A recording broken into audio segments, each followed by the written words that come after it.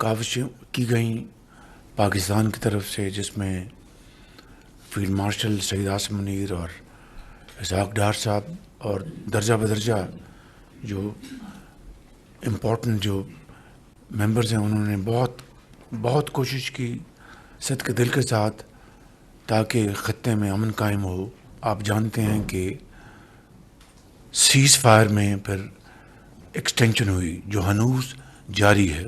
इस वक्त हमारी जो कंजम्पशन है वो पिछले हफ्तों के मुकाबले में वो काफ़ी नीचे जा चुकी है। हम वीकली तो कीमतों का तयन करते हैं, लेकिन on a daily basis task force जो है इस सारी सूरत हाल को वो पूरी तरह उसकी निगाह है और दिन रात इसके ऊपर काविशें की जा रही हैं। वज़ीर-ए-आज़म मोहम्मद शहबाज शरीफ की ज़ेर-ए-सदारत वफाकी काबीना का इजलास। वज़ीर-ए-आज़म ने शुरा को ईरान अमेरिका मुज़ाकरात के हवाले से एतमाद भी लिया। कहा कि पाकिस्तान ने खित्ते में अमन के लिए बेपनाह काविशें की हैं। नायब वज़ीर-ए-आज़म इसहाक डार, फील्ड मार्शल आसिम मुनीर और उनकी टीम ने सिद्क़े दिल से कोशिशें की। मुज़ाकरात में वज़ीर दाखिला मोहसिन नकवी का बड़ा किरदार रहा। ईरान पाकिस्तान का हमसाया और बिरादर मुल्क है। सीज़ फायर के दौरान ईरानी वज़ीर ख़ारजा पाकिस्तान आए। ईरान और अमेरिका के दरमियान इस्लामाबाद में मुज़ाकराती अमल में 21 घंटे तक तवील नशिस्त हुई। तेल की कीमतों के हवाले से चैलेंजिंग सूरत हाल है। जुम्मे के रोज़ तेल की कीमत का दोबारा तयन करना है। खाम तेल की कीमतें आसमान से बातें कर रही हैं।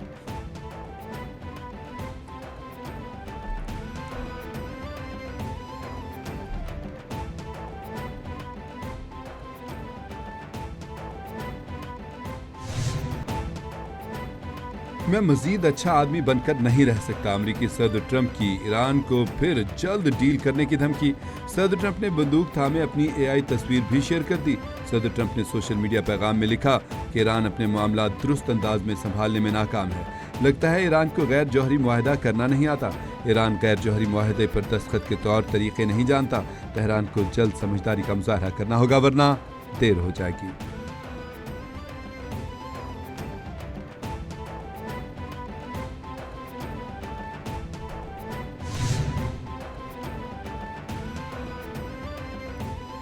शाह चार्ल्स मुत्तफिक हैं कि ईरान जौहरी बम नहीं रख सकता। अमरीकी सदर डोनाल्ड ट्रंप का तकरीब से खिताब।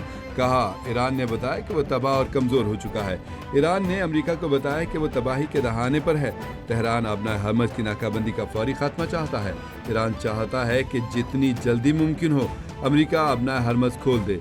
ईरानी बंदरगाहों से आने वाले जहाज़ों को रोका जाए।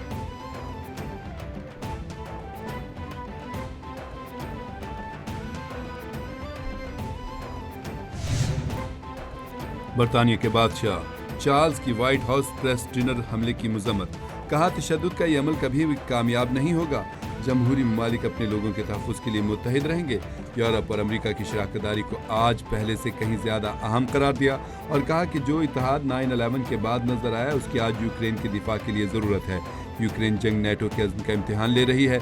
बरतानिया और अमेरिका का इत्तेहाद सिर्फ माजी की कामयाबियों पर कायम नहीं रह सकता।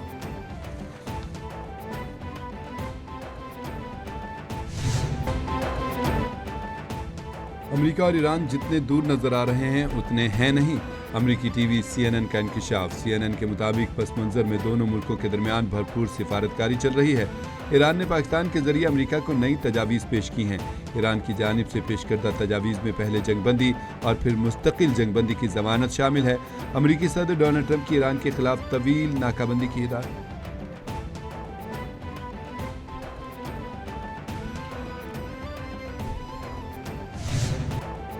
पाक अफगान सरहद पर अफगान तालिबान और फितनतुल खारिज की बिला इश्तिहाल जारहियत।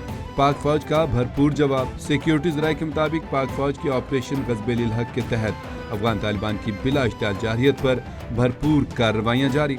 पाक फौज ने चमन सेक्टर में अफगान तालिबान की मुतादिद चौकियों और गाड़ियों को दुरुस्तगी से निशाना बनाकर तबाह कर दिया। पाक फौज की मौसर कार्रवाइयों ने अफगान तालिबान और फितनतुल खारिज को पसपाई पर मजबूर कर दिया है। सिक्योरिटी फोर्सेस का दिफाए वतन के लिए गैर मुतज़लज़ल अज़्म मुल्क की इलाकाई सालमियत को यकीनी बना रहा है। पाक अफवाज का ऑपरेशन ग़ज़ब-ए हक़ तमाम मुक़र्ररा अहदाफ के हुसूल तक जारी है।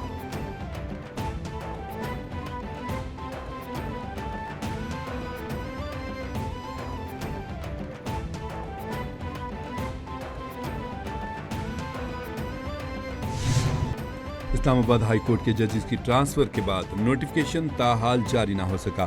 جسٹس محسن اختر کیانی کی عدالت کی کاز لسٹ بھی کورٹ کے باہر آویزاں. جسٹس امن رفعت امتیاز بھی کیسز کی سماعت کریں گی. گزشتہ روز جوڈیشل کمیشن کا اجلاس چیف جسٹس پاکستان کی زیر صدارت منعقد ہوا.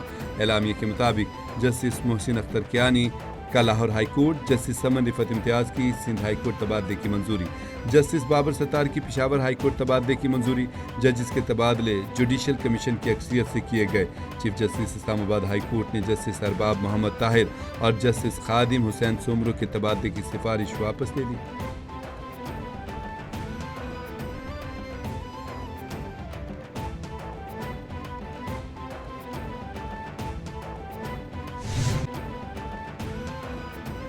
جنگ طویل ہوئی تو تیل کی قیمت $115 فی بیرل تک جا سکتی ہے.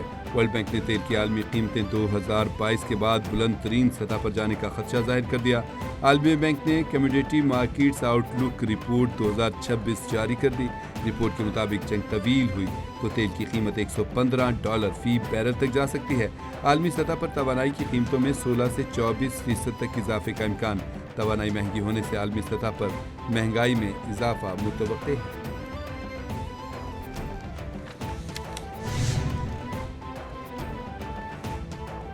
ٹرمپ کی مقبولیت میں کمی. حالیہ سروے میں امریکی صدر ڈونلڈ ٹرمپ کی عوام میں پسندیدگی کی شرح میں مزید کمی ہو گئی. رائٹرز اور ایپسوس سروے کے مطابق امریکہ کے صرف 34% ووٹر ٹرمپ کی کارکردگی سے مطمئن ہیں. یہ شرح گزشتہ سروے میں 36% تھی. موجودہ سروے ٹرمپ پر حملے سے پہلے کا ہے. ڈونلڈ ٹرمپ جب صدر بنے تھے تو 47% امریکی ووٹر ان سے خوش تھے. پسندیدگی میں کمی کی وجہ میں ایران پر حملے اور پیٹرولیم مصنوعات کی قیمتوں میں اضافہ ہے.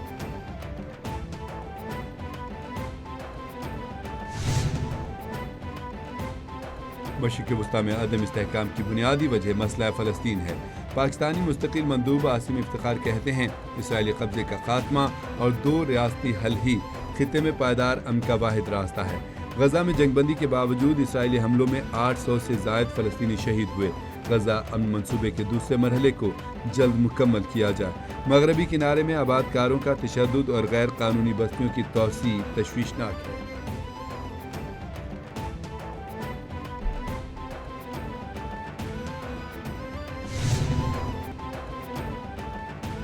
اسرائیل کے غزہ میں فضائی حملے، 9 سالہ بچے سمیت مزید 5 فلسطینی شہید. غزہ حکام کے مطابق غزہ کے شہر رام اللہ میں اسرائیلی ڈرون نے گاڑی پر 2 میزائل فائر کیے. حملے کے نتیجے میں 4 افراد شہید اور 6 زخمی ہو گئے، جبکہ خان یونس کے مشرق میں ایک الگ واقعے میں 9 سالہ عادل شہید ہوا. اکتوبر 2025 میں ہونے والی جنگ بندی کے باوجود غزہ پر حملے جاری. 7 اکتوبر 2023 سے جاری جنگ میں اب تک 72,594 افراد شہید ہو چکے ہیں.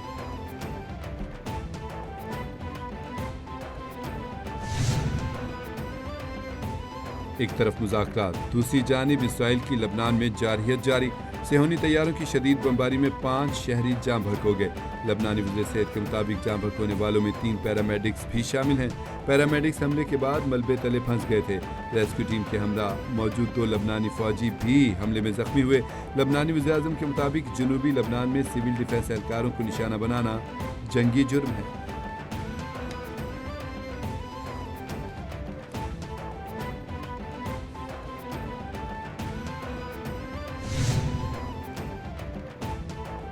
وزیر اعظم شہباز شریف سے وفاقی وزیر ریلوے حنیف عباسی کی ملاقات. وزیر ریلوے حنیف عباسی کے وزیر اعظم کو ریلوے سے متعلقہ امور ترقیاتی کاموں پر بریفنگ. وزیر اعظم کی وفاقی وزیر کو عوامی سہولت و حفاظت سفر کو یقینی بنانے کی ہدایت. وزیر اعظم سے وزیر برائے science and technology Khalid Hussain Magsi کی بھی ملاقات. وزیر برائے science and technology Khalid Hussain Magsi کی جاری منصوبوں پر پیش رفت پر بھی بریفنگ.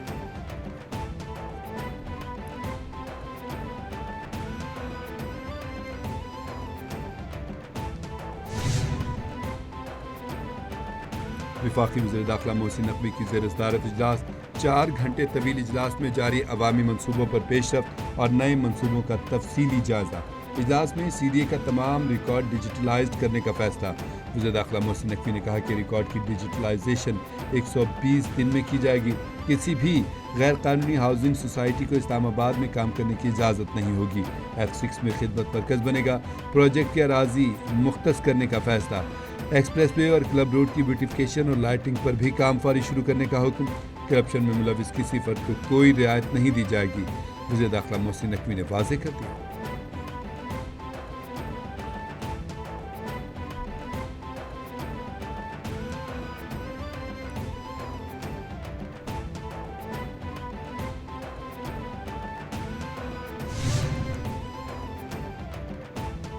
غریب علاقوں میں لوڈ شیڈنگ نہ ہونے کا کوئی حل نکالا جائے. وزیر اعلیٰ سندھ سید مراد علی شاہ سے چیئرمین کے الیکٹرک شہریار چشتی کی ملاقات. کہا موسم گرما کا آغاز ہے. شہر کا غریب طبقہ طویل لوڈ شیڈنگ کی مشکلات سے دوچار ہے.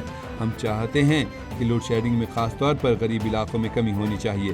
وزیر اعلیٰ کی صارفین کے لیے ٹارگیٹڈ سبسڈی پروگرام پر اسٹڈی کرنے کی ہدایت. چیئرمین کے الیکٹرک شہریار چشتی کی سندھ حکومت کو تعاون کی یقین دہانی.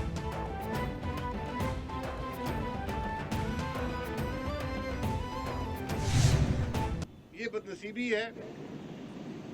ہم کوئی سیاسی بات کرنے نہیں آئے، لیکن یہ حقیقت ہے کہ اس کا جواب موجودہ حکومت کو دینا چاہیے کہ آپ کیوں ایک سڑک نہیں بنا سکے کراچی شہر کے اندر. اور یہ حالت اس سڑک کی نہیں ہے.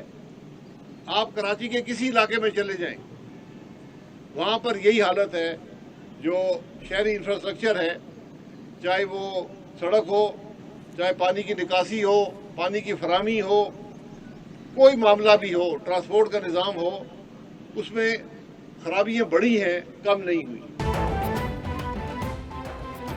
کراچی کی سڑکوں کی حالت خراب ہے. عوام پاکستان پارٹی کے سربراہ شاہد خاقان عباسی کی نیوز کانفرنس. کہا کہ شہری انفراسٹرکچر کا کوئی پرسان حال نہیں. کراچی میں ٹرانسپورٹ کا نظام تباہ ہے. کراچی میں مسائل کم ہونے کے بجائے بڑھ گئے. حکومت جواب دے کہ سڑکیں کیوں نہیں بنائیں. شاہد خاقان عباسی نے سوال اٹھا دیا. شکوہ کیا کہ مسائل کی بات کریں تو سیاسی رنگ دے دیا جاتا ہے.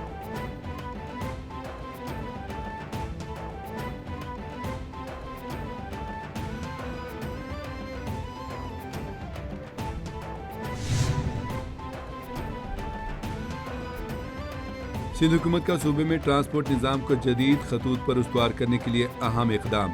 تمام روٹ پرمٹس اور وہیکل فٹنس سرٹیفکیٹس کو مکمل طور پر ڈیجیٹائز کرنے کا حکم. سندھ میں روٹ پرمٹس اور فٹنس سرٹیفکیٹس کی مکمل ڈیجیٹائزیشن کے لیے 30 جون 2026 آخری تاریخ مقرر. سینئر صوبائی وزیر شرجیل انعام میمن نے کہا کہ مقررہ تاریخ کے بعد صرف ڈیجیٹل دستاویزات ہی قابل قبول ہوں گی. خلاف ورزی کرنے والی گاڑیوں کے خلاف کارروائی کی جائے گی. ہم آئیں دیکھیں کہ لاہور کیا کام کر رہا ہے، ان کو بتائیں کراچی میں ہم کیا کام کر رہے ہیں، اور اپنے نوٹس ایکسچینج کریں اس مقصد سے کہ جو لاہور کی عوام ہے، کراچی کی عوام ہے، اس کی خدمت کیسے بہتر طریقے سے کی جا سکے. تو دور سے پانی لانے کا کنوینس سسٹم ہو، اس کا ڈسپوزل کس طریقے سے کرنا ہے، سیوریج ٹریٹمنٹ کس طریقے سے کرنی ہے، اس کے اوپر کراچی میں بڑا کام ہوا ہے. ہم اپنے ایکسپرٹیز اپنے دوستوں کو بتا سکتے ہیں، اور جو زیر زمین پانی کا استعمال ہے اس کو کیسے بہتر طریقے سے کیا جا سکتا ہے. ٹیوب ویل سسٹم کو کیسے آپ انٹروڈیوس کر سکتے ہیں، اس کو سولرائز کر کے کاسٹ کٹنگ کیسے کر سکتے ہیں، اس کے اوپر ہم اپنے دوستوں کے ساتھ سیکھ سکتے ہیں. زمینی حقائق دیکھتے ہوئے لاہور اور کراچی کا موازنہ کچھ مناسب نہیں. ایک دوسرے سے موازنہ کرنے کے بجائے ہمیں مل کر کام کرنا چاہیے. میئر کراچی مرتضی وہاب کی لاہور آمد. واسا کی ڈیجیٹل ٹرانسفارمیشن سے متعلق میئر کراچی کو بریفنگ. میئر کراچی نے کہا کہ کراچی واٹر اینڈ سیوریج کی انتظامیہ کے ساتھ لاہور آیا ہوں. ایک دوسرے سے تجربات کا تبادلہ کر کے سیکھیں گے. کراچی کو 125 کلومیٹر دور سے پانی ملتا ہے. کراچی کو اپنے پاؤں پر کھڑا کرنے کے لیے بہت پیسہ چاہیے. لوکل گورنمنٹ وسائل کے بغیر کام نہیں کر سکتی. وزیر ہاؤسنگ پنجاب بلال یاسین کو کراچی آنے کی دعوت دیتا ہوں. لاہور پاکستان کا دل ہے، یہاں پیار کرنے والے لوگ بستے ہیں.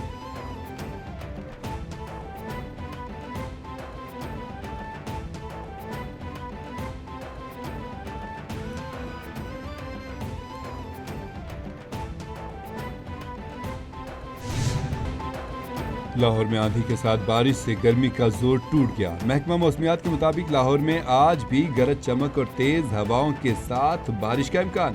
لاہور شہر میں بادلوں اور سورج کے درمیان آنکھ مچولی کا سلسلہ جاری. موسم خوشگوار. محکمہ موسمیات کے مطابق آج بھی شہر میں 50% تک بارش کا امکان ہے. प्री मानसून सिस्टम और मगरबी हवाओं के बायस वक्फे से बारिश का सिलसिला जारी रह सकता है।